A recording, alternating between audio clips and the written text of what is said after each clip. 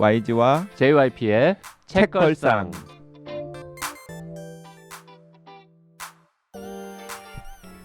책에 관한 걸쭉하고 상큼한 이야기 YG와 JYP의 책걸상이 찾아왔습니다. YG 강영구입니다. JYP 박재영입니다.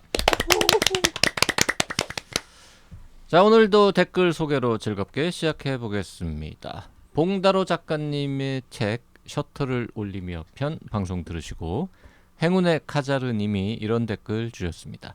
편의점에 관심이 많아서 봉다로님 책을 몇 권 읽었습니다.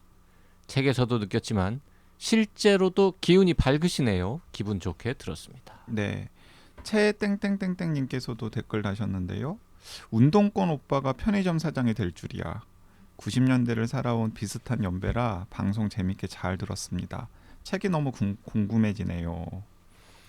그 바이러스라는 닉네임 쓰시는 분이 저희가 방송에서 오류를 범했다고 네, 지적을 해주셨습니다. 자영업자는 처음이다. 아마 처음 아닐까 뭐 이런 이야기를 했었는데 강남역 1번 출구 근처 기리야마 본진 사장님 자영업자 출연하신 적 있잖아요. 방송 듣고 몇 번 찾아갔었는데 진짜 맛집입니다. 네, 이게 신상목 신상목 작가님 사장님. 교과서에는 나오지 않은 아니에요. 학교에서 배우지 않은 학교에서 알려주지 않은 일본사 아닙니까? 네.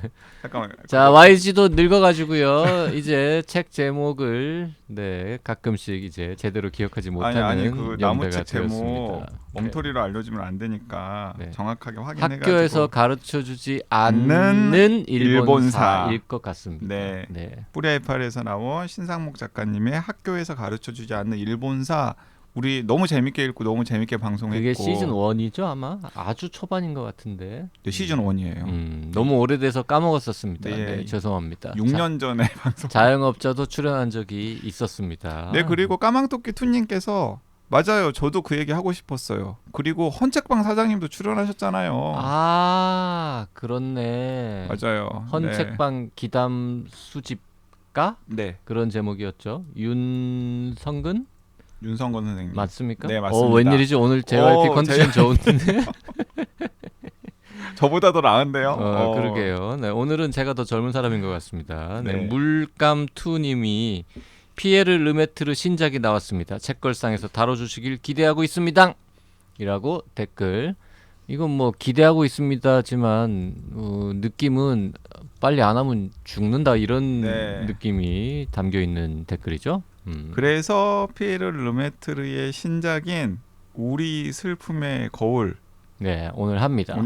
네. 그리고 이 책을 읽지 않았는데 지금 유혹 당하러 한 분 나와 계십니다. 청년회사의 이혜선 기자. 써니 어서 오세요. 네, 안녕하세요. 이혜선입니다. 셀프 박수. 셀프 박수, 셀프 환호. 네. 현직 유튜버의 텐션 잘 봤습니다. 네. 역시 이제 그 유튜버라서 우리 이제 책 방송 되게 조용한 프로그램인데 와가지고 저렇게 소란을 피우는군요. 네. 써니에 대해서 잘 모르시는 써니 이혜성 기자님에 대해서 잘 모르시는 분들은 나는 의사다를 보시면 이제 그 유튜버 써니로서의 면모를 확인하실 수 있고요. 이게 허락이 될지 모르겠습니다만은 청년의사 사무실에서 보면은 갑질하는 팀장 이혜성 기자의 모습도 볼 수 있습니다. 이렇게 네. 루머가 형성이 되는 거군요. 네. 그러니까 제가 이혜성 기자를 오랫동안 봐왔잖아요. 나 순간 찔렸잖아. 갑질하는 상사 때문에 고생하는 모습을 볼 수 있습니다. 이런 말 하는 줄 알고. No. 아니었어. 네, 그것도 맞는. 우리 이혜성 기자님께서 보니까 텐션이 높아질 때가 딱 두 상황이 있어요. 하나는 카메라 돌아갈 때. 그리고 다른 하나는 후배 갈굴 때. 오늘 진짜 어렵게 불러놓고 이렇게 사람 묻고 가는 겁니까? 아니 근데 부정 못하잖아요. 맞지 않습니까? 언니 왜 전 당당하게 부정할 수 있습니다. 후배 갈굴 때 텐션 안 올라갑니까? 텐션 올라가던데. 나 한번 봤는데. 후배 갈굴 때마다 올라가진 않겠죠. 네. 일상적으로 편안하게 본인은 전혀 긴장하지 않고 편안하게 갈구다가 가끔 이제 가끔 크게 갈굴 때 본인 텐션도 올라가고 뭐 이러지 않겠습니까? 누가 들으면 막 제가 막 희열을 느끼면서 갈구는 줄 알겠어요. 그 진정한 갑질 상사들은 후배를 갈굴 때 본인은 그렇게 스트레스 받지 스트레스 않고 받지 않아요. 텐션도 올리지 않아요. 그냥 착하다는 이야기예요. 가볍게 한마디 툭 던지는 이렇게 말해놓고 지금. 그런 스타일로 갈굴 아니 수도 예를 있죠. 들어서 그 JYP는 나 텐션 올라가는 거 못 봤어요. 너무 잔잔하게 갈굽니다. 잔잔하게 갈구는 사람과 높은 텐션으로 갈구는 사람이 같은 회사에서 일하고 있으니까 참 잘 굴러가겠군요. 게다가 오늘 써니는 상당히 지금 잘해줘야 됩니다. 우리가 원래 우리가 오늘 이 책으로 방송할 예정이 아니었어요. 그렇죠. 그거 좀 말해도 되지 않겠습니까? 아마 다음에 다루지 않을까요? 네, 그 장하준의 경쟁 레시피라고 역시 신작이죠. 네, 따끈따끈한. 최근에 베스트셀러 순위에도 올라와 있는 책을 JYP랑 YG랑 같이 읽고서 이 책 뭐 다룰 만하다. 그리고 심지어 딱딱하지도 않고 재밌다. 충분히 책걸상 청취자들에게 권할 만하다라는 생각이 들어서 하기로 했었는데 하기로 하면서 써니한테 이걸로 같이 방송하자라고 하고 제가 책을 빌려줬죠. 네. 거의 다 읽었대요. 육아 와중에도 그게 좀 재밌더라고요. 책이. 그래가지고서 틈틈이 이제 좀 읽었어요. 재밌게 읽었습니까? 네, 재밌었어요. 네. 근데 갑자기 어제 바꾼 거지. 딴 방송 책으로 전날. 하겠다고. 네. 방송 전날. 아니, 왜냐하면 그 JYP랑 YG가 그 책 PD님이랑 같이 그 순서를 짜다 보니까 논픽션이 너무 집중해서 모여 있는 거예요. 그래서 하긴 우리가 뭐 소설을 집중해서 모여서 방송한 적이 있긴 합니다. 네. 하지만 왠지 너무 논픽션으로 편성을 하면은 해보니 안 예뻤군요. 네, 안 예뻤어요. 그래서 아니 소설 연달아 뭐 여러 번 할 때는 그런 말 안 했잖아. 이상하게 논픽션을 계속하면 음. 좀 지루해하시더라고요. 듣는 분이 좀 듣는 줄어듭니까? 분들이 네. 뭐니 뭐니 해도 이제 소설이 그렇죠. 재밌죠. 이야기가 짱이죠. 네, 그래서 뭘 할까 하다가 또 그 독지가 카페에서도 그렇고 그리고 물감투님 같은 청취자들이 댓글 남기신 것에서도 피에르 르메트르 신작이 나왔으니까 읽자 혹은 책걸상 방송 너무 기대된다 이런 이야기들 많이 있어가지고 이거 금방 읽었지 않습니까? 그럼요. 네. 그 책이 비록 600쪽이 넘는 두꺼운 책입니다만 400쪽 넘는 책은 싫어하는 JYP도 600쪽이 넘었어요? 600쪽 넘습니다. 두껍네요. 지금 보니까 책이. JYP조차도 르메트르라면 기꺼이 읽어준다. 600쪽이 대수냐 800쪽이라도 나는 읽을 것이다. 이런 믿음을 갖고 있는 작가죠. 네, 그래서 즐겁게 잘 읽었고요. 물론 뭐 하루에 다 읽지는 못했습니다. 저도 이제 직장인 아니겠습니까? 네, 한 3일 걸렸나? 네, 짬짬이 읽었습니다. 저는 책 나왔다는 소식 듣자마자 주문해가지고 토요일 날 아침에 받아서 일요일 날 오전에 다 읽은 것 같아요. 그러니까 한 하루 얼마나 주말에도 집안일을 안 돌보느냐 이런 걸 알 수 있죠. 아니 그러니까 집안일을 안 했으면 하루 만에 다 읽었겠죠.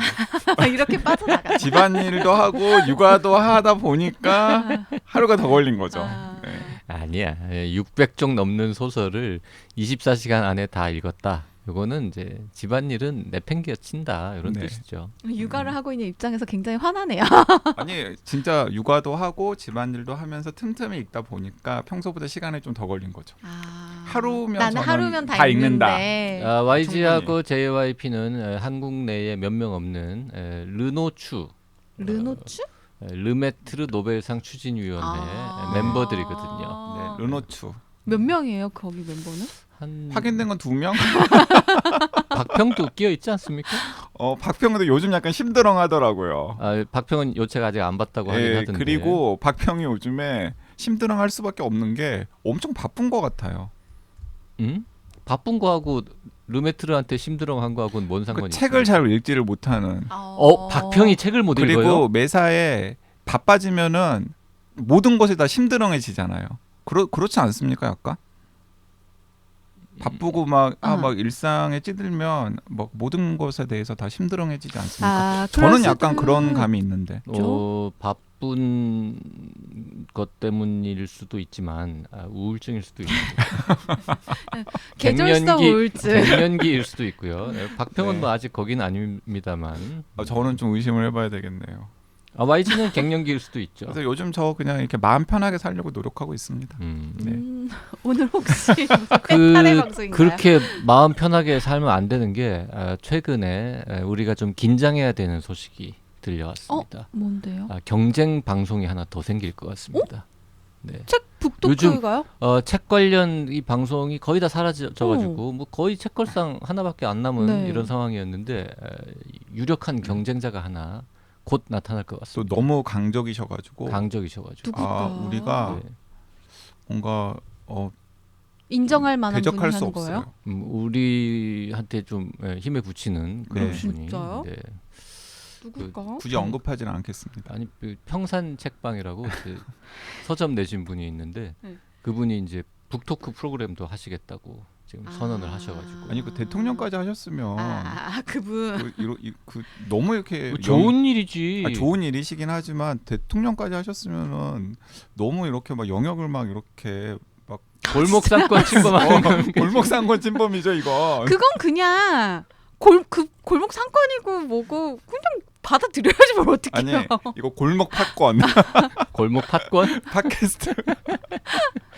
아무튼 누가 무슨 책을 소개하든 간에 책 관련 프로그램이 늘어나서 한국인이 책을 많이 읽는 그런 문화가 형성되는 건 좋은 일이죠. 저는 그 평산 책방 주인님께서 네. YG 책이나 네. JYP 책을 소개하기 전까지는 약간 좀 도끼 눈으로 볼 것 같습니다. 쭉 도끼눈으로 보겠다는 뜻이잖아. 그게. 저는 지금 아니 보셨을 하지만 텐데 보셨을 텐데. 하지만 만약에 혹시 그분께서 네. 오늘 YG 책을 읽었는데 너무 좋았다라고 평산 책방에 초대를 해준다거나 그럼 갈 아니면은 거지. 그러면 콜라보예요, 콜라보. 당연히 가죠.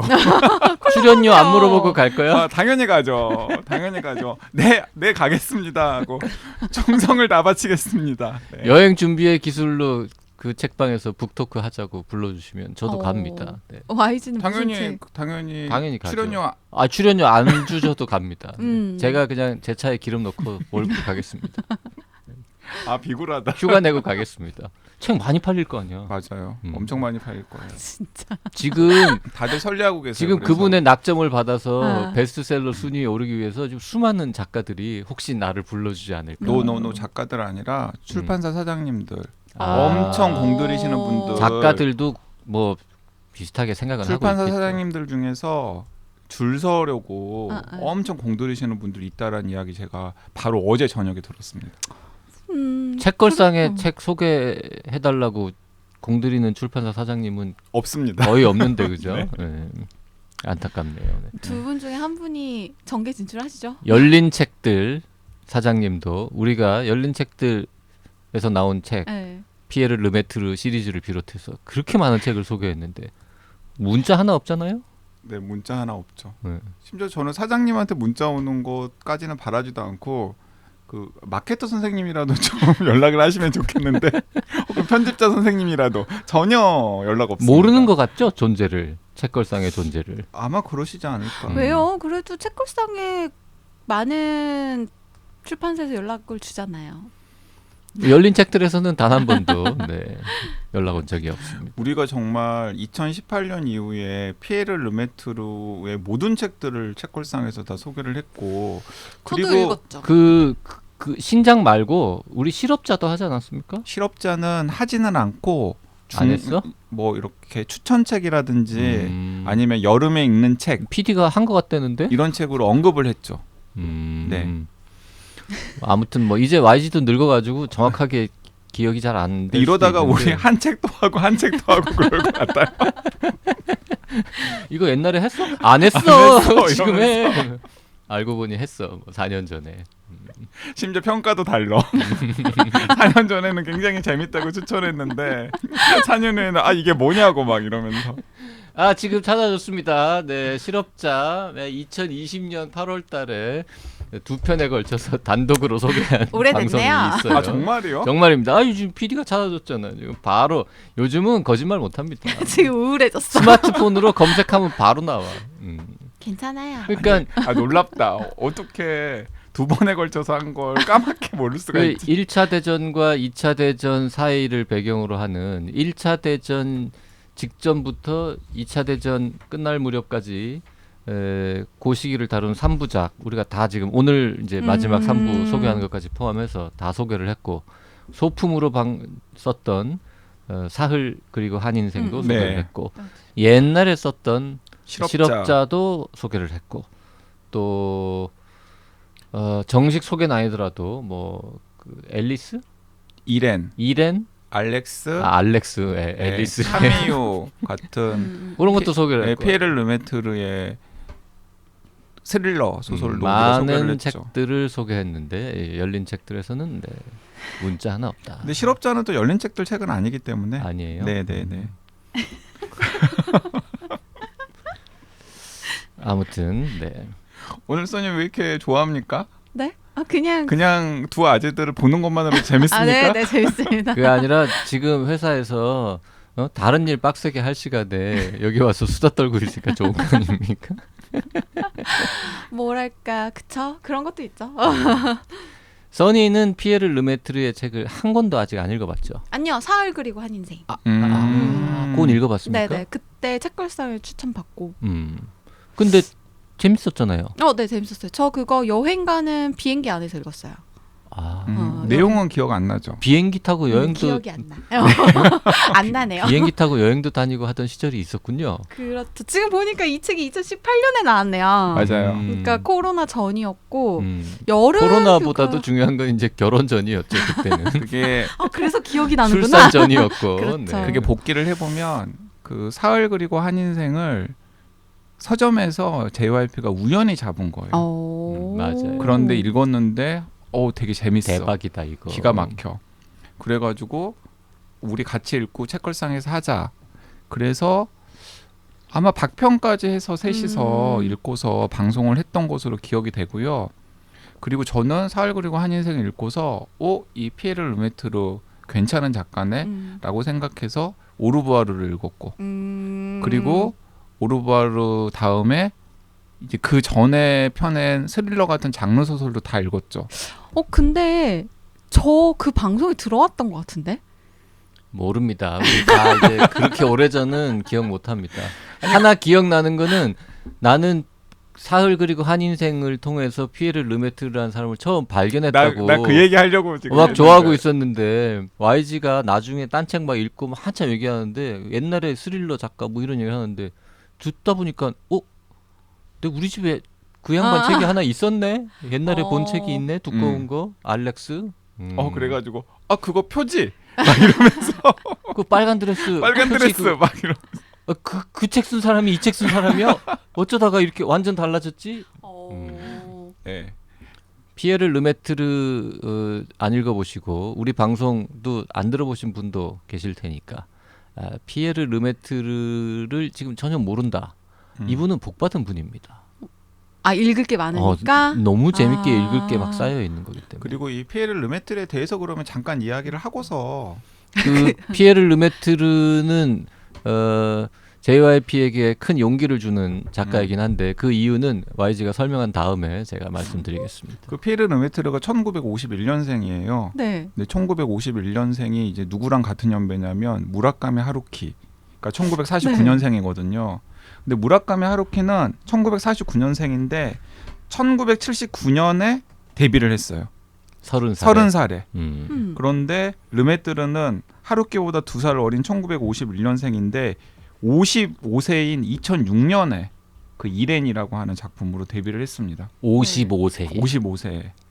그러니까 JYP보다 더 지금 JYP보다 나이가 많을 때. 그래서 제가 용기를 얻고 네. 있다니까요. 난 아직 안 늦었다. 근데 그러면 그 55세까지 르메트르가 무엇을 했었냐면 저는 이것도 굉장히 흥미로운 이력인데 성인 대상의 문화 강연 프로그램을 기획하고 운영하는 일로 돈벌이를 했고 그리고 때때로 본인이 직접 강사로 나서서 자기가 좋아하는 작품을 약간 해부하듯이 이 작가의 이 작품은 이런 부분들이 훌륭하고 이런 문장들이 훌륭하고 이런 반전 같은 것들을 굉장히 잘 썼고 이런 것들을 이렇게 가르치는 강연을 하면서 55세까지 밥벌이를 하는 중간중간에 여러 차례 뭐 시행착오를 거치면서 습작을 했던 거죠. 네. 그래서 그 결과물로 만 55세에 이렌이라고 하는 작품으로 데뷔를 한 거죠. 나 왜 이거 들은 거 같지? 우리 방송을 들었었나 아, 보죠. 그런가? 방송을 들었겠죠. 그 피에르 르메트르는 시대가 달라서 그렇지 네. 요즘 식으로 말하면 그냥 책 팟캐스트 진행하던 분인 거야. 55세까지. 맞아요. 그러니까 JYP나 YG 같은 일들을 계속 했던 가끔 거야. 오프라인 뭐 행사도 하고 서점에서 사회도 보고 네. 기획도 하고 네. YG나 JYP 비슷한 일을 하던 사람인데 55세에 대박 책을 내가지고 데뷔를 했고 그 이후에 지금 20년 동안 어마어마한 와. 성취를 이룬 분이거든요. 그래서 JYP가 맨날 르노츠 하시는 거예요? 아니 아직 안 늦었다. 아직 안 늦었다. 피에르 르메트르가 데뷔할 때보단 난 젊었다. 그래서 근데 여기서 끝나면은 그냥 뭐 약간 늦가기 작가의 성공담 이 정도로 이제 끝날 텐데 일단 2006년부터 연달아서 펴낸 뭐 이렌, 알렉스, 카미유 같은 소설은 그 카미유 베르호벤이라고 하는 키가 154cm에 엄청 작은 왜 그렇게 작냐면 이 카미유 베르호벤이라고 하는 형사를 임신했을 때 엄마가 담배를 너무 많이 핀 거예요. 오. 그래가지고 그 어머니의 흡연 때문에 그 태아에게 영향을 줘가지고 약간 더 클 수 있었는데 너무나 작게 태어나가지고 키가 154cm는 아주 작은. 하지만 그 어머니가 미술가예요. 네. 그래서 어머니의 그림 그리는 또 능력은 인정을 받아가지고 형사인데도 프로 화가 뺨치게끔 그림을 잘 그리는 독특한 매력을 가지고 그러네요. 있는 형사를 주인공으로 등장시킨 이렌, 알렉스, 카미오 같은 소설로 유럽의 장르 소설계를 그냥 들썩들썩하게 만든 거예요. 아 정말 늦게 데뷔했지만 프랑스의 피에르 르메트르라는 작가가 정말 대단한 장르 스릴러 작가다. 자, 하지만 이제 장르 소설 네. 우리가 흔히 그렇게 부르는 약간 이제 정통 문단에서는 약간 아래로 보는 요런 쪽의 베스트셀러 작가였고 이제 그 와중에 YG가 좋아하는 피 많이 나는 소설 맞아요. 쓰던 진짜 분이고. 피 많이 나는. 그래서 제가 이 작품을 책걸상에서 몇 번 권했었는데 따라 읽으신 분들이 다들 진저리를 치셨어요. 뭐 이런 걸 뭐 이런 걸 추천했냐. 너무 YG 변태냐 뭐 이런 너무 느낌. 읽기 힘들다. 근데 근데 이제 그 와중에 약간 사회 비판적인 소설이 끼어 있는데 그게 실업자라는 소설이고 그 실업자라는 소설은 정말 좀 리얼하고 막 약간 잔혹하게 실업자가 된 한 중년 남성의 상황을 스릴러적인 요소를 넣어가지고 고발하는 소설이었고 그래서 이제 그것도 거기도 피 좀 납니다. 네 그것도 높은 평가를 받아서 그건 넷플릭스 드라마로 또 만들어졌죠. 그래요? 실업자라는 드라마로. 드라마는 못 봤네. 네, 그 프랑스 넷플릭스 드라마 실업자의 원작이 그 피에르 르메트르의 실업자라고 하는 소설이고요. 근데 여기까지만 보면은 굉장히 잘 쓰인 네. 그리고 독특한 등장인물과 독특한 소재를 요령 있게 잘 독자에게 흡입력 있는 이야기로 전달하는 그런 스토리텔링이 굉장히 강한 작가로 멈췄을 거예요. 근데 이제 그 와중에 종종 이 피에르 르메트르가 이런 이야기를 하고 다녔다라는 거죠. 뭐라고요? 내가 지금 20세기를 한 책 한 10권 정도로 정리하는 어머. 프로젝트를 지금 기획하고 있는데 조만간 그 프로젝트의 성과가 나올 것 같아. 심지어 그게 이제 니네가 약간 날 무시하는데 나 이제 스릴러 장르 소설 말고 정통파 진짜 문학 이거를 할 거야. 그러니까 이제 나는 사실은 본격 문학 혹은 장르 소설을 구분하는 것 자체가 좀 우습다고 생각해. 왜냐하면 나는 추리 소설이야말로 굉장히 순수한 비극 문학이고 인간의 가장 중요한 본질을 캐묻는 문학이라고 생각하니까. 근데 어쨌든 너희들은 그걸 인정하지 않고 있잖아. 그러면 너희들이 그 본격 문학이라고 하는 걸 내가 한번 멋지게 써볼게. 라는 이야기들을 이제 왕왕하고 다닌 거죠. 그 피에르 르메트르가 약간 이제 YG과인가 봐. 보통 이제 진중한 사람들은 네. 그런 훌륭한 책을 딱 내죠. 그냥 미리 말 안 하고 내가 멋진 책을 쓸 거야. 막 이런 얘기를 떠들고 다니다가 냈는데 떠들고 다닐 때마다 사람들이 아무도 안 믿었던 거지. 근데 그래서 책을 낸 게 그 오르부아르라는 책이에요. 근데 그 오르부아르를 낸 시점이 만 63세. 그래서 음. 60대에 처음으로 흔히 말하는 본격 문학 책을 하나 야. 냈는데 그걸로 상 받았죠. 콩쿠르상. 네, 오르부아르를 냈는데 그게 뭐 스토리는 좀 이따가 이야기를 할 테니까 그 오르부아르가 그 세계 3대 문학상 중에 하나로 꼽히는 콩쿠르상을 받았고 콩쿠르라니까. 콩쿠르상을 받았고 이 콩쿠르라고 하는 작가의 이름을 딴 상이니까 콩쿠르상을 받았고 콩쿠르상만 받았으면은 아마 화제가 덜 됐을 텐데 콩쿠르상을 받고 나서 그 책이 프랑스에서만 100만 부 이상 팔린 거예요. 그렇죠. 그래서 콩쿠르상 우리나라에까지 번역이 되게 역대 나온 거죠. 수상작 중에 제일 많이 팔렸을 걸 아마. 이게. 네.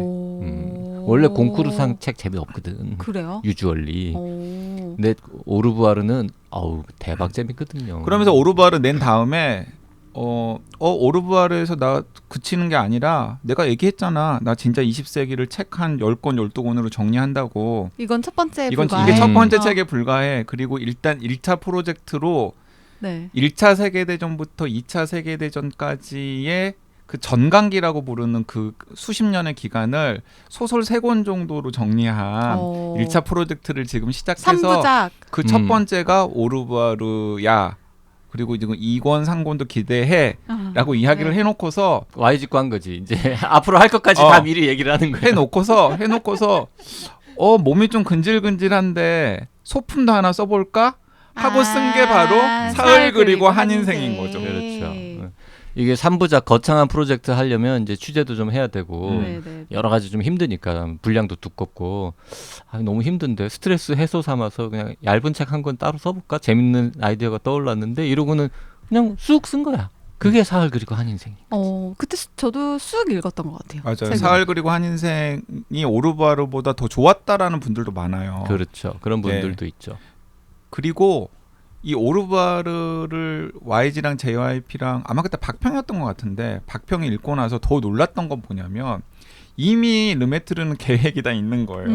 뭐냐면 오르부아르의 그 루이즈라고 하는 그 등장인물 두 참전 군인 네네네. 남성을 네. 주인공 남성 2명을 조력하는 작은 꼬마 아이가 나와요. 굉장히 귀엽고 똘똘한 꼬마 아이가 나와. 그래서 조연이지만은 굉장히 인상 깊어요. 네. 그런데 그 오르부아르의 맨 끝에 작가 후기에 네. 오르부아르에서 여러분에게 강한 인상을 남긴 루이즈는 이 세 번째 이야기에서 또 등장한다? 굉장히 중요한 역할을 맡게 되니 기대해 주세요. 정말 대단한데? 르메트르는 다 계획이 있구나. 다 계획이 있구나. 르메트르는. 그리고 그럼 2부에 해당하는 이제 화제의 색이라는 네. 작품은 완전히 동떨어져 있느냐? 또 그렇지도 않죠. 네. 1부와 2부도 연결이 되고 2부와 3부, 1부와 3부 다 연결이 다 되고. 연결이 되고. 되고. 그러니까 다 그냥 머릿속에 그냥 계획이 다 있는 거예요. 풀어내기만 하면 되는 거네요. 그러니까 세 권이 다 뭐 한 대략 600페이지 정도 된다 그러면 이 양반은 1800쪽짜리 이야기가 머릿속에 원래 있었던 거지. 와. 그리고 그 이야기를 어떻게 하면은 절묘하게 잘 맞춰 볼까를 생각을 했는데 내가 더 놀랬던 건 무엇이냐면 오르부아르가 맨 처음에 시작되는 게 어디서 시작하냐면 참호에서 시작해요. 그러니까 제1차 세계대전이 끝날 네. 때. 그러니까 진짜 1차 대전 막판이었죠. 막판이죠. 그래서 진짜 운이 나쁜 거지. 우리가 그렇잖아요. 휴전 협정이 거의 조인될 때 즈음에 전투가 벌어져가지고 그때 죽으면 제일 운이 나쁘다고 하잖아요. 딱 그 시점이야. 1차 세계대전이 거의 끝나서 오늘 전투가 끝날까 내일 전투가 끝날까 이런 상황에서 끔찍한 사고가 나가지고 그 네. 주인공이 이 하관이 날아가는 그런 끔찍한 사고를 당하게 되거든요. 근데 이제 그 시점이 1차 세계대전이 끝날 무렵에 서부전선의 참호에서 딱 시작하는데 이 전강기 3부작의 마지막 작품이 어디서 딱 시작하냐면 배경이 어디서 시작하냐면 그 서부 전선에 참호해서 2차 세계 대전이 시작하는 때를 대비하는 군인들 이야기로 또 시작한다는 거죠. 2차 대전 발발 직전. 뭐 그러니까 1차 독일의 프랑스 침공 직전. 그러니까 1차 세계 대전이 끝날 때 딱 시작한 3부작이 2차 세계 대전이 딱 시작할 때로 딱 끝나는 이것도 다 르메트르는 계획이 있었던 거죠. 거군요. 이게 그냥 이렇게 하면은 수미 일관하겠다라고 본인이 생각한 것 같아요. 그러니까 르메트르가 20세기를 책으로 정리하겠다 소설로 네. 라고 했을 때 특히 이제 앞부분 1차, 2차 세계대전 사이 정도 그 시기에 제일 중요한 사건은 결국 그 두 번의 네, 전쟁이었던 전쟁이죠. 거죠. 네. 그 오르부아르 이야기를 자세하게 하는 거는 뭐 큰 의미는 없을 것 같고 저희 검색하시면 오르부아르 편이 오래전에 있습니다. 그거를 네. 다시 들으시죠. 그리고 뭐. 거기 책 소개에 보면은 책글사 오디오 클립도 연결돼 있네요. 네, 그러니까 오르부아르 당연한 거 아닙니까? 책글상 무시하는 겁니까 지금? 아닙니다. 그러니까 사실 오르부아르가 그 일부고 정강기 일부고 화제의색이 정강기 2부인데 오르부아르와 화제의색이 둘 다 오디오 클립으로 있기 때문에 그걸 좀 들으시면 그걸 됩니다. 들으시면은 오르부아르는 어떤 내용이고 어떤 등장인물이 나오고 그리고 화제의색은 어떤 인물이 나오고 어떤 등장인물이 나오는지를 알 수 있죠. 나도 다시 들어볼까 봐. 기억이 잘 안 나. 내가 뭐라고 말했나. 저기 희대의 사기극 벌이는 게 1편이죠. 오르부아르. 네. 그리고 그 2편은 뭔 내용이었습니까? 몰락한 재벌가의 딸이 복수하는 내용. 뭘 복수해? 그 저 중간에 자기와 자기 집안의 부를 빼앗고 모욕 준 그 악한들에게 통쾌하게 여러 사람들의 조력을 받아서 복수하는 내용이 그 화제의 색이죠. 궁금하긴 하네요. 그 시대를 어떻게 그렇게 정리를 했을까. 한번 보시는 게 아니죠? 자, 들어보시죠. 1부와 2부 JYP조차 기억이 가물가물합니다만 뭐 아직도 그 책도 안 읽으시고 방송도 안 들으신 분은 책을 보시거나 방송을 들으시거나 하면은 저희가 몇 년 전에 정말 열심히 이거 정말 끝내주게 재밌다. 이거 꼭 봐야 된다. 이 양반 이렇게 재밌는데 심지어 노벨상도 줘야 된다. 이런 얘기를 했던 거를 다시 확인하실 수 있겠습니다. 뭐 책 줄거리나 플롯은 다음 시간에 할까요? 그냥 오늘 굉장히 여러 가지 정보들을 많이 드렸잖아요. 근데 이러면은 싫어하시지 않을까요? 괜찮을까요? 싫어하지 않으세요. 알겠습니다. 네. 아무튼 많이 뭐 그 루이즈가 주인공이다. 네. 그 얘기도 했고 3호에서 시작한다. 그리고 그 시대적 배경 잠깐만 이야기를 할까요? 이거 다음 시간에 이야기를 할까요? 다음 시간에 합시다. 네, 다음 시간에. 오늘은 여기까지 하고요. 더 재밌는 얘기는 다음 시간에 해드리겠습니다. 진짜로 재밌을까? 재밌을 걸. 네, 수요일 날 뵙겠습니다. 감사합니다.